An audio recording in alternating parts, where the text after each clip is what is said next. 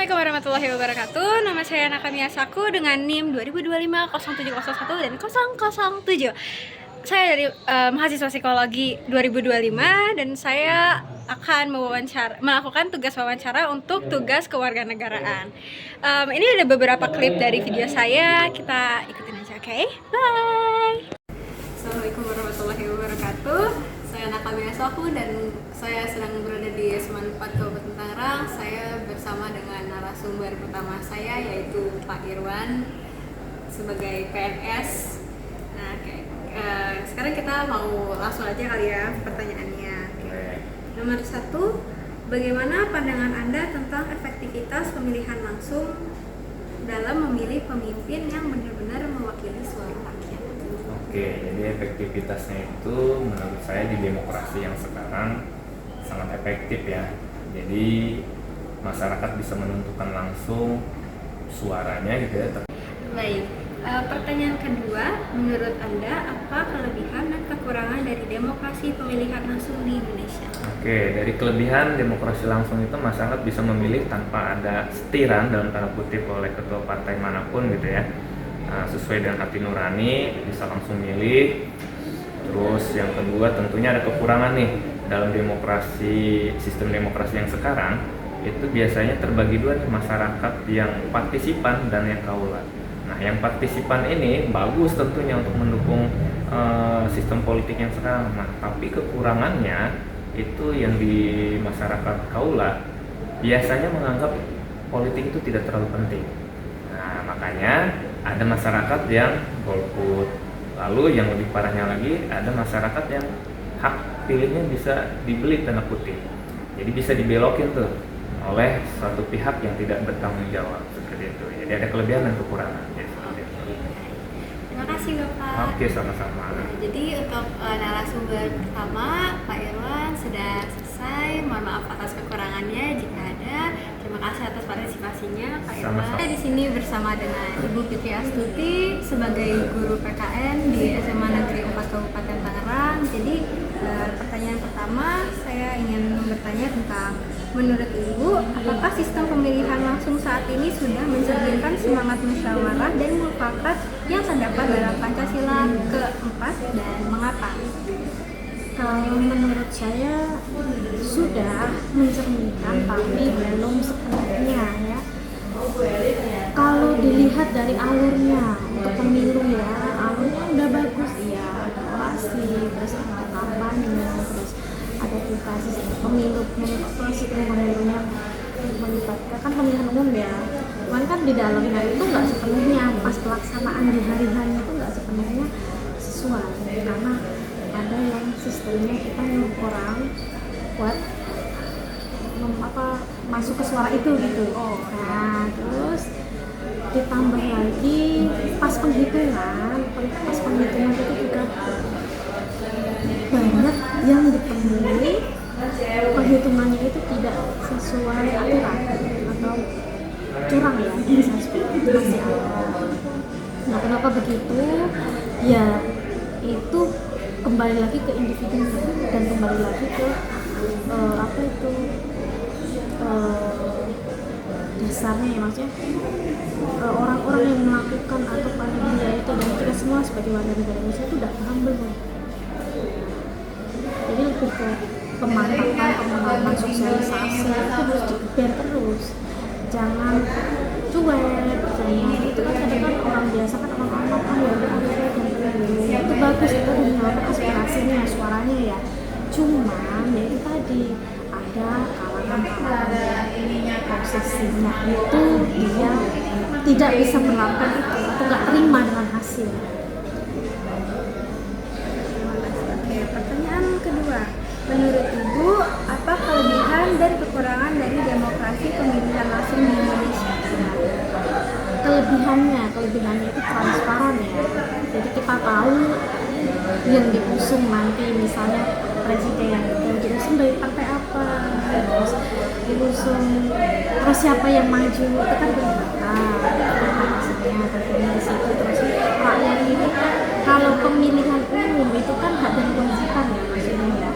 Jadi kalau kita tuh bebas, sebenarnya itu kita punya prinsip jurdil kan, memilihnya itu. Jadi kelebihannya di situ, kita bebas memilih ke kesesuaian hati kita dan sesuai mata kita ya kalau lihat calon itu, memilih calon-calon pemilihan itu. Terus tapi kelemahannya satu, masih banyak ditemuin money politik. Oke, gue kasih besok serangan fajar, sebelum serangan fajar itu yuk kita cari suara di sana, kita hajar pakai uang berapa ya, harus milih gue ya. Terus atau enggak sebelum pelaksanaan hari H-1 atau H-2 ini gue ya, itu money politik.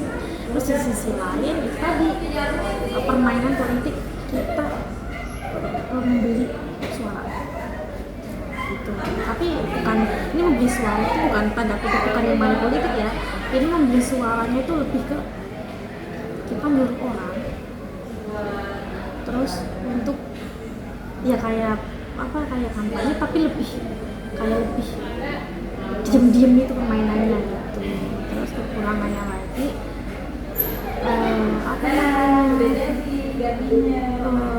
pelaksanaannya itu pas perhitungan juga ada permainan di situ. Musyawarah mufakatnya masih kurang. Baik, saya Nakami Asaku. Saya di sini bersama dengan narasumber ketiga dan keempat saya, yaitu Ya, saya Awan. Perkenalkan, nama saya Albert. Kita dari Politeknik Akademi Pimpinan Perusahaan. yang pertama, apakah menurut kalian pemilu itu efektifnya sama dengan Pancasila sila keempat? Kalau dari pendapat pribadi, untuk pemilu apakah efektif sesuai dengan sila keempat itu saya rasa tidak, masih belum sesuai dengan sila keempat karena di sini ada sistem voting di mana itu memilih suara terbanyak, bukan hasil musyawarah atau mufakat seperti itu. Menurut saya juga setuju dengan Mas Awan, di mana kita tahu di sistem pemilu di tahun sebelumnya itu tuh masih ada seperti praktik-praktik nepotisme dan setting-setting suara, dan itu sangat tidak mencerminkan terhadap sila keempat. Ya, baik. Oke. Untuk pertanyaan kedua, menurut kalian apa sih dampaknya dari pemilu yang tadi kalian sebut itu? Oke, dampak pemilu itu kan dilakukan oleh beberapa orang. Kan kita tahu nih siapa yang masuk ke pemerintahan saat ini, kan ada yang memiliki skill, ada juga yang memiliki popularitas. Jadi sekarang ini agak sedikit rancu karena kebanyakan beberapa perwakilan kita itu dipilih berdasarkan popularitasnya, bukan berdasarkan kompetensi yang mereka miliki. Dan kemudian tuh kita tidak tahu latar belakang pemerintah itu menunjuk mereka, apakah ada motif tersembunyi ataukah mereka melihat suatu hal, kenapa mereka menunjuk seperti artis-artis yang kita tahu banyak sekarang artis-artis yang terjun di partai. Oke, baik. Untuk pertanyaan ketiga, pertanyaan terakhir, menurut kalian apakah pemilihan ini itu sudah sesuai mencerminkan dengan pemilihan yang ideal untuk rakyat Indonesia? Kalau misalnya kita lihat, mungkin aspeknya itu, aspek ideal itu sebenarnya emang sudah ideal, apalagi dengan adanya undang-undang yang mengatur adanya luber dan jurdil ya. Cuman permasalahannya kalau misalnya kita lihat dari sisi legalitas dan juga prosedur itu masih jauh banget dari kata ideal.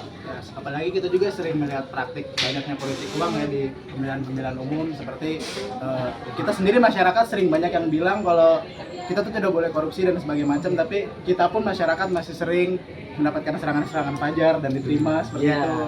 Nah itu menurut kita sih masih kurang ideal ya, karena tidak sesuai dengan praktik-praktik yang bisa kita sebut ideal dan tidak, itu masih sangat kurang ideal menurut saya.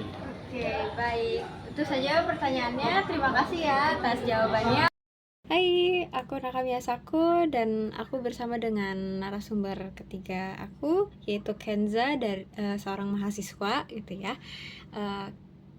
Oke, kita mau mulai aja wawancaranya. Untuk pertanyaan pertama, menurut kamu apakah sistem pemilihan langsung berdampak pada hubungan antara masyarakat dan pemimpin yang terpilih?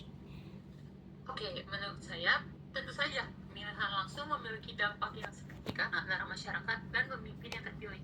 Karena pemilihan langsung ini menunjukkan bahwa bentuk kepercayaan rakyat masyarakat kepada pemimpin yang terpilih secara kuat.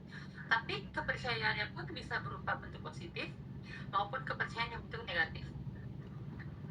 Oke, baik. Untuk pertanyaan kedua, apakah sistem ini masih mencerminkan prinsip perwakilan yang ideal dalam masyarakat Indonesia? Oke, menurut saya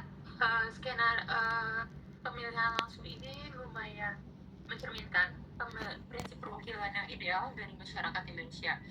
Jika kita mengacu ke Pancasila, tentu saja pemilihan langsung ini menjunjung tinggi sila kerakyatan dan sila keadilan sosial serta demokrasi Indonesia itu sendiri. Yang mana kita tahu bahwa demokrasi Indonesia itu menempatkan rakyat pada kekuasaan tertingginya.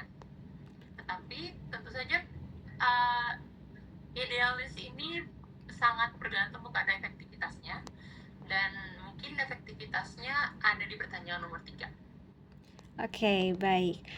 Pertanyaan nomor 3, bagaimana pandangan Anda tentang efektivitas pemilihan langsung dalam memilih pemimpin yang benar-benar mewakili suara rakyat?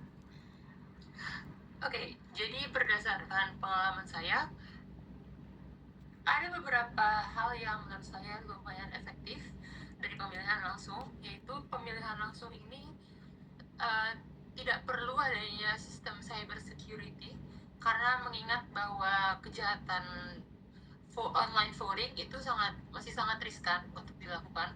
Jadi menurut saya pemilihan langsung ini jauh lebih aman untuk menghindari sistem manipulasi voting dan sebagainya. Namun tentu saja pemilihan langsung ini masih punya beberapa kelemahan. Antara lain adalah pertama, kurangnya transparansi untuk kinerja pemimpin yang efektif. Karena kita tidak tahu calon pemimpin kita yang akan memimpin nanti itu apakah akan efektif dalam menjalankan kinerja tugasnya atau ternyata dia masih kurang dalam beberapa hal. Lalu kelemahan lain dalam pemilihan langsung adalah adanya peluang sistem jual beli suara yang menurut saya sepertinya masih banyak dilakukan, khususnya oleh kaum menengah ke bawah yang sekiranya mereka tidak mempunyai pandangan yang pasti tentang pemilih yang akan mereka gunakan gitu. Jadi mereka menggunakan sistem jual beli suara ini untuk mencukupi kebutuhan mereka. Namun kemudian pemilihan langsung ini juga mempunyai beberapa kelemahan seperti manipulasi voting, serangan fajar. Istilah serangan fajar yaitu sistem kita menyogok seseorang untuk memaksa memilih satu kandidat, doktrinisasi dari beberapa masyarakat, dan yang utamanya adalah sistem ini sangat riskan untuk dilakukan manipulasi itu. Oke, baik. Makasih Kenza jawabannya. Sama-sama.